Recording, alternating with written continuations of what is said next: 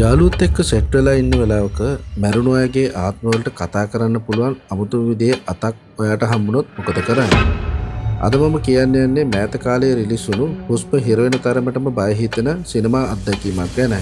ඒ තමයි 2023 තිරගත වුණු ටෝක් ටු මී චිත්‍රපටය. මේ කතාවේ ඉන්න යෝන් මිතුරන් පිරිසක් මැරුණු අයගේ ආත්ම එක්ක සම්බන්ධ වෙන්න පුළුවන් මැජික් අතක් පාවිච්චි කරලා අමුතුම විදිහේ සෙල්ලමක් පටන් ගන්නවා. මේ සෙල්ලමේ නීතිය තමයි ඒ අත අල්ලගෙන ටෝක් ටු මී කියලා කියන එක. හැබැයි මේක නිකම්ම විනෝදයට කරන සෙල්ලමක් විදිහට පටන් ගත්තට ඒ ආත්ම එක්ක සම්බන්ධ වෙන්න පුළුවන් කාල සීමාව තත්පර 90කට වඩා වැඩි වුණොත් මොකද වෙන්නේ?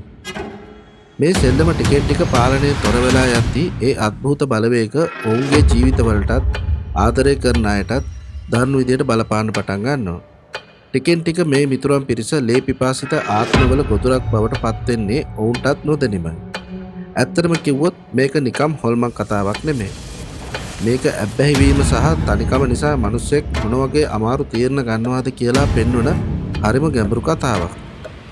ඉතින් ඔයා සුපර්නැචරල් හොරර් ත්‍රිලර් මූවිස් බලන්න ආස කෙනෙක් නම් ටෝක් ටු මී කියන්නේ අනිවාර්යයෙන්ම මිස් නොකර බලන්න ඕන ෆිල්ම් එකක්.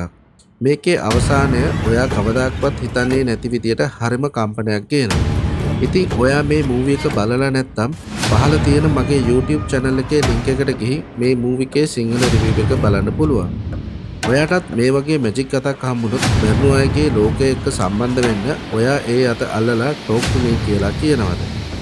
ඔයාගේ උත්තරේ කමෙන්ට් එකක් දාගෙන යන්න. මේ වගේ ඔළුව විකාර වෙන හොරර් ත්‍රිලර් මූවිස් ගැන දැනගන්න ඕනේ නම් අපේ page එක follow කරගෙන යන්න. ඒ වගේම SL Story Tube YouTube channel එකත් subscribe කරලා bell icon එක on කරලා තියාගන්න. මේ වීඩියෝ එකටත් like එකක් දාලා ඔයාගේ යාළුවන්ට share කරන්න.